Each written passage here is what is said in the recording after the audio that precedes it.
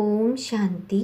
आज है 14 जुलाई 2020 की साकार मीठी मुरली। मीठी बच्चे, इस शरीर की वैल्यू तब है जब इसमें आत्मा प्रवेश करती है, लेकिन सजावट शरीर की होती है, आत्मा की नहीं। बाबा यहाँ बता रहे हैं कि वैल्यू शरीर की है कि आत्मा की है। जब आत्मा शरीर में प्रवेश करती है तो इस शरीर की वैल्यू बढ़ती है, और जब शरीर से आत्मा निकल जाती है तो इस शरीर की कोई वैल्यू नहीं होती है। लेकिन आत्मा की सजावट मनुष्य नहीं करते हैं, बल्कि शरीर की सजावट करते हैं। प्रश्न है, तुम बच्चों का फर्ज क्या है? तुम्हें कौन सी सेवा करनी है? उत्तर है, तुम्हारा फर्ज है अपने हम जिस्म को नर से नारायण, नारी से लक्ष्मी बनाने की युक्ति बताना। तुम्हें अब भारत की सच्ची सच्ची रूहानी सेवा करनी है। तुम्हें ज्ञान का तीसरा नेत्र मिला है, तो तुम्हारी बुद्धि और चलन बड़ी रिफाइन होनी चाहिए, किसी में मोह जरा भी ना हो। गीत है, नयनहीन को राह दिखाओ। ओम शांति, डबल शांति।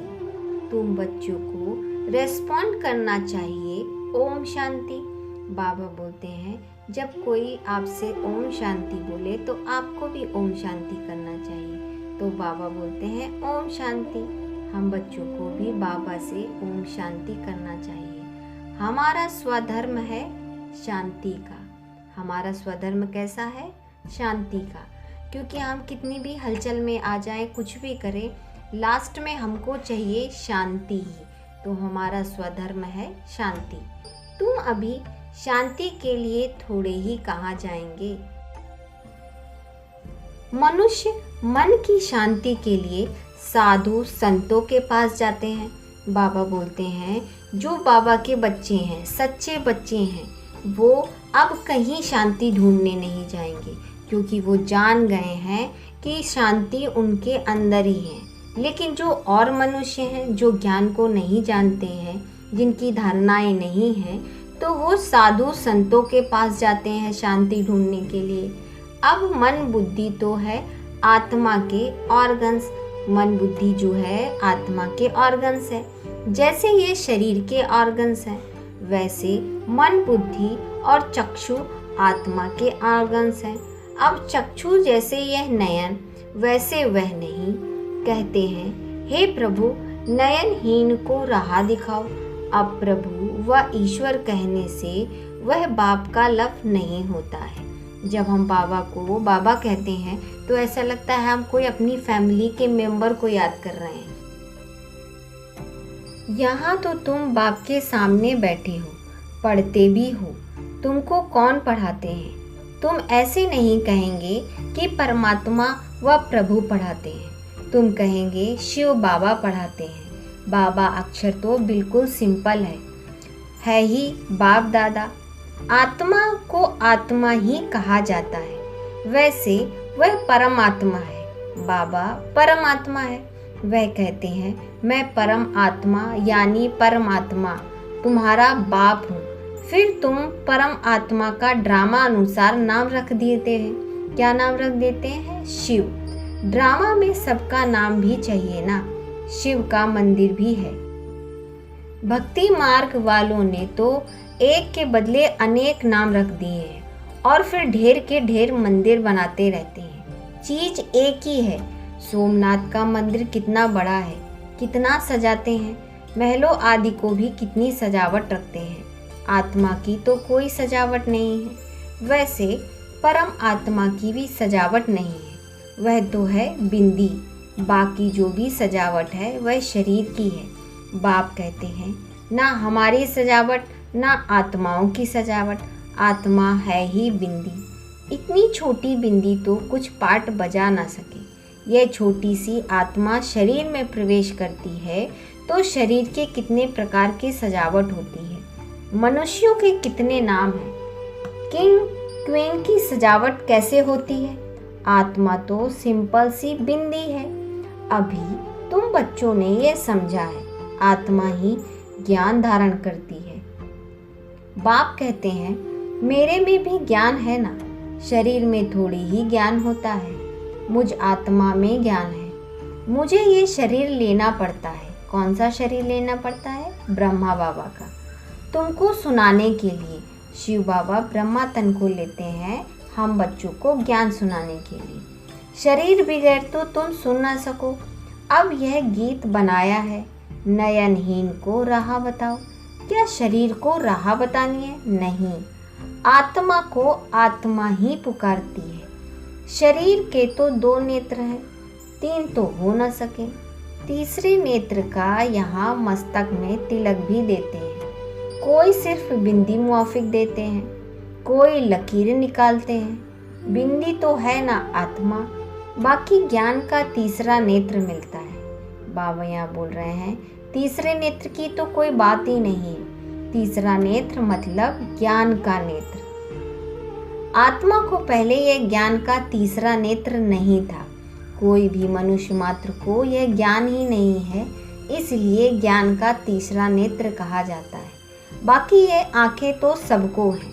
सारी दुनिया में कोई को यह तीसरी नेत्र नहीं है। तीसरा नेत्र ज्ञान का नेत्र, जो बाबा हम बच्चों को ज्ञान देते हैं, उस ज्ञान नेत्र को तीसरा नेत्र कहते हैं। और ये सबको नहीं है, सिर्फ बाबा के बच्चों को ही तीसरा नेत्र है। तुम हो सर्वोत्तम ब्राह्मण कुल के। तुम जानते हो भक्ति मार्ग और ज्ञान मार्ग में कितना फर्क है। तुम रचता और रचना के आदि मध्य अंत को जानकर चक्रवर्ती राजा बनते हो। जैसे ICS वाले भी बहुत ऊंचा पद पाते हैं, परंतु यहाँ कोई पढ़ाई से MP आदि तो बनते नहीं हैं। यहाँ तो चुनाव होते हैं, वोट्स पर MP आदि बनते हैं। अभी तुम आत्माओं को बाप की श्रीमत मिलती है, और कोई भी ऐसे कहेंगे कि हम आत्मा को मत देते हैं, वह तो सब हैं देह अभिमानी। बाप ही आकर देही अभिमानी बनाते हैं। देह अभिमानी मतलब देह के भान में रहना, और देही अभिमानी बनना मतलब आत्मिक रूप में स्थित रहना। तो बाबा हमें आकर देह अभिमान से निकालकर देही अभिमानी बनाते हैं। देह के भान से निकालकर आत्मिक रूप में स्थित करवाते हैं। सब है देह अभिमानी। जो और मनुष्य हैं जिनको ज्ञान नहीं है, वो है देह अभिमानी। मनुष्य शरीर का कितना भक्का रखते हैं। यहाँ तो बाप आत्माओं को देखते हैं। शरीर तो विनाशी है, वर्थ नॉट एंड पेनी है। जानवरों की तो फिर खाल भी बिकती है। मनुष्य का शरीर तो कोई काम ही नहीं आता है। अब बाप आकर वर्थ पाउंड बनाते हैं। तुम बच्चे जानते हो, अभी हम 100 देवता बन रहे हैं, तो यह नशा चढ़ता रहना चाहिए, परंतु यह नशा भी नंबरवार पुरुषार्थ अनुसार चढ़ता है। बाबा बोलते हैं कि हमें बाबा देवता बना रहे हैं, मनुष्य से देवता बना रहे हैं, तो ये नशा और ये खुशी चढ़ती रहनी चाहिए। लेकिन यह भी नंबरवार पुरुषार्थ बच्चों को ही नशा चढ़ता है। धन का भी नशा होता है ना। अभी तुम बच्चे बहुत धनवान बनते हो, तुम्हारी बहुत कमाई हो रही है, तुम्हारी महिमा भी अनेक प्रकार की है। तुम फूलों का बगीचा बनाते हो। सतयुग को कहा जाता है गार्डन ऑफ फ्लावर्स। इनका सैम्पलिंग कब लगता है, यह किसी को पता नहीं। तुमको बाप समझाते हैं, बुलाते भी हैं, हे भगवान आओ। उनको माली नहीं कहेंगे। माली तुम बच्चे हो जो सेंटर संभालते हो। माली अनेक प्रकार के होते हैं, बागवान एक ही है। मुगल गार्डन के माली को पगार भी कितना बड़ा मिलता होगा ना। बगीचा ऐसा सुंदर बनाते हैं जो सब देखने आते हैं। मुगल लोग बहुत शौकीन होते थे। उनकी स्त्री मरी तो ताजमहल बनवा दिया। उनका नाम चला आता है। कितने अच्छे अच्छे यादगार बनवाए हैं। तो बाप समझाते हैं मनुष्य की कितनी महिमा होती है। मनुष्य तो मनुष्य ही है। लड़ाई में ढेर के ढेर मनुष्य मरते हैं, फिर क्या करते हैं, घास लेट पेट्रोल डाल खलास कर देते हैं। कोई तो ऐसे ही पड़े रहते हैं, दफन थोड़े ही करते हैं, कुछ भी मान नहीं। तो अब तुम बच्चों को कितना नारायणी नशा चढ़ना चाहिए। यह है विश्व के मालिक पने का नशा। सत्यनारायण की कथा है जो जरूर नारायण ही बनेंगे। आत्मा को ज्ञान का तीसरा नेत्र मिलता है, देने वाला है बाप। तिजरी की कथा भी है। इन सब का अर्थ बाप बैठ समझाते हैं। कथा सुनने वाले कुछ भी नहीं जानते हैं, अमर कथा भी सुनते हैं। अब अमर कथा पर कहाँ दूर जाते हैं। बाप तो यहाँ आकर सुनाते हैं, ऊपर तो सुनाते नहीं हैं। वहाँ थोड़े ही पार्वती को बैठ अमर कथा सुनाई। ये कथाएं आदि तो बनी हुई हैं, यह भी ड्रामा में नूंद है। फिर भी होगा। बाप बैठ तुम बच्चों को भक्ति और ज्ञान का कॉन्ट्रास्ट बताते हैं। अभी तुमको ज्ञान का तीसरा नेत्र मिला है। कहते हैं, हे प्रभु, अंधों को राह दिखाओ।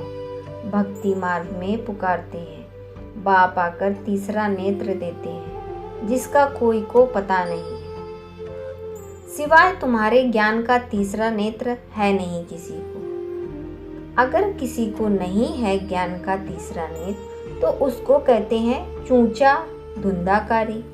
आंखें भी कोई की कैसी होती हैं और किसी की कैसी होती हैं। कोई को बहुत शोभावान आंखें होती हैं, फिर उस पर इनाम भी मिलता है। फिर नाम रखते हैं मिस इंडिया, मिस फलानी। तुम बच्चों को बाप क्या से क्या बनाते हैं। वहाँ तो नेचुरल ब्यूटी रहती है। कहाँ पर? सतयुग में तो सबको नेचुरल ब्यूटी मिलती है। कृष्ण की इतनी महिमा क्यों है? क्योंकि सबसे जास्ती ब्यूटीफुल बनते हैं। नंबर 1 में कर्मातीत अवस्था को पाते हैं, इसलिए नंबर 1 गायन भी है। कृष्ण नंबर वार है क्योंकि वो सबसे ज़्यादा पुरुषार्थ करता है, इसलिए उसे सबसे ज़्यादा ब्यूटीफुल बनाते हैं बाबा। वह भी बाप बैठ समझाते हैं। बाप बार बार कहते हैं, बच्चे मन मना भव, हे आत्माएं अपने बाप को याद करो। बच्चों में भी नंबरवार तो है ना। लौकिक बाप को भी समझो 5 बच्चे हैं, उनमें जो बहुत सयाना होगा उसको नंबर 1 रखेगा। माला का दाना हुआ ना, कहेंगे ये दूसरा नंबर 1 है, यह तीसरा नंबर है। एक जैसे कभी नहीं होते हैं। बाप का प्यार भी नंबरवार होता है। वह है हद की बातें, यह है बेहद की बातें। जिन बच्चों को ज्ञान का तीसरा नेत्र मिलता है, उनकी बुद्धि और चलन आदि बड़ी रिफाइन होती है। एक किंग ऑफ फ्लावर होता है, तो यह ब्रह्मा और सरस्वती किंग क्वीन फ्लावर ठहरे। ज्ञान और याद दोनों में तीखे हैं। तुम जानते हो, हम देवता बनते हैं, मुख्य 8 रतन बनते हैं। पहले पहले हैं फूल, फिर युगल दाना ब्रह्मा सरस्वती माला सिमरते हैं ना।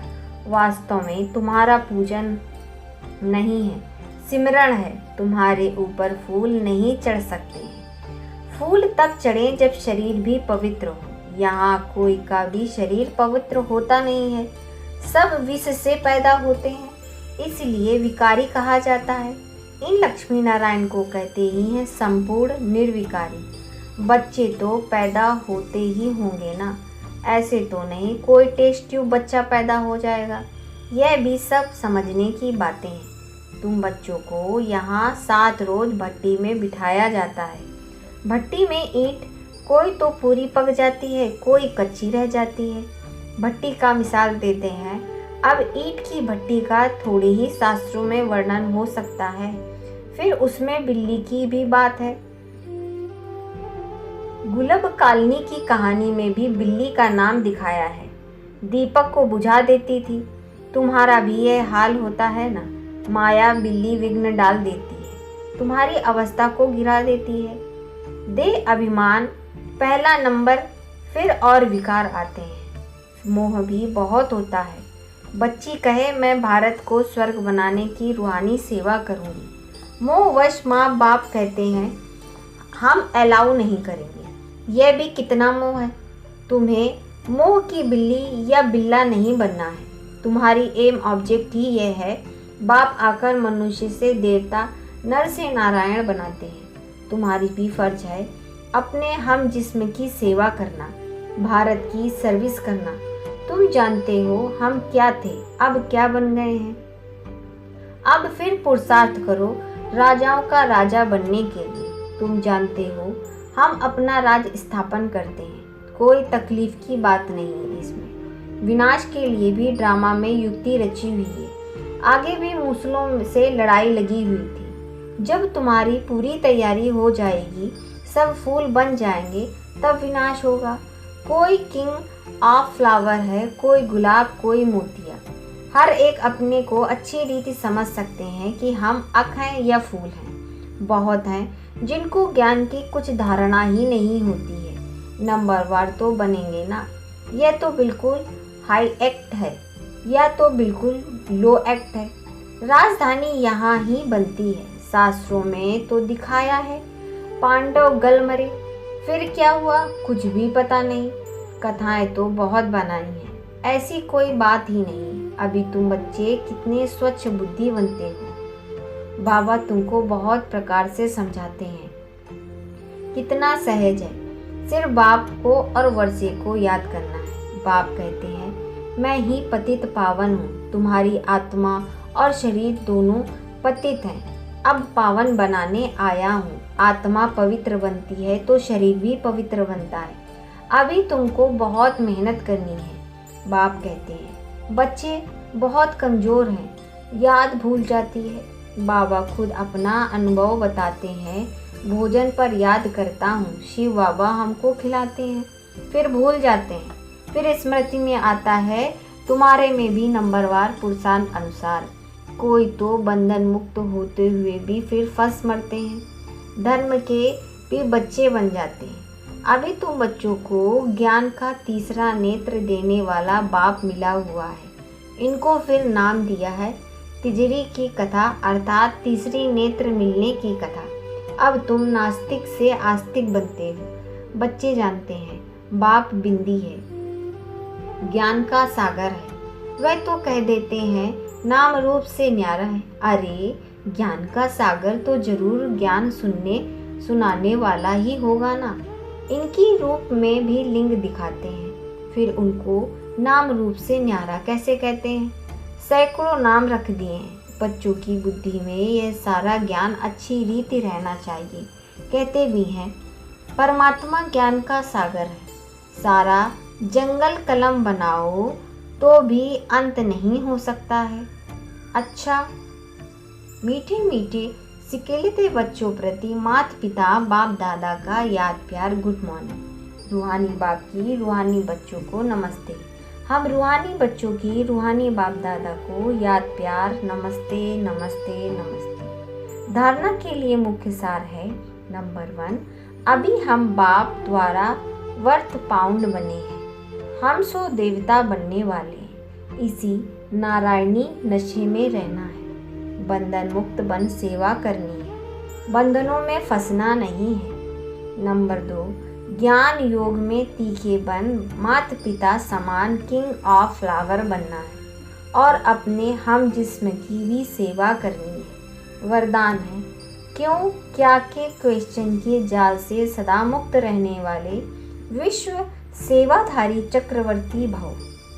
जब स्वदर्शन चक्र राइट तरफ चलने के बजाय रॉन्ग तरफ चलता जाता है, तब माया जीत बनने के बजाय पर के दर्शन के उलझन के चक्र में आ जाते हैं। मतलब पर दर्शन मतलब हम दूसरे को देखने लगते हैं। बाबा कहते हैं यहाँ पर स्वयं को देखना है, दूसरे को नहीं देखना है। और जब हम दूसरे को देखने लगते हैं तो माया के बंधनों में फंस जाते हैं, जिससे क्यों और क्या के क्वेश्चन जाल बन जाते हैं। जब हम पर दर्शन करते हैं तो क्यों क्या के क्वेश्चन के जाल में फंस जाते हैं, जो स्वयं ही रचते और फिर स्वयं ही फंस जाते हैं। इसलिए नॉलेजफुल बन स्वदर्शन चक्र फिराते रहो। तो नॉलेजफुल वन अपने स्वदर्शन चक्र को फिराते रहो तो क्यों क्या के क्वेश्चन की जाल से मुक्त हो जाएंगे और योग युक्त हो जाएंगे। जीवन मुक्त चक्रवर्ती वन बाप के साथ विश्व कल्याण की सेवा में चक्र लगाते रहेंगे। विश्व सेवाधारी चक्रवर्ती राजा बन जाएंगे। स्लोगन है। प्लेन बुद्धि से प्लान को प्रैक्टिकल में लाओ तो सफलता समाई हुई है। अच्छा, ओम शांति।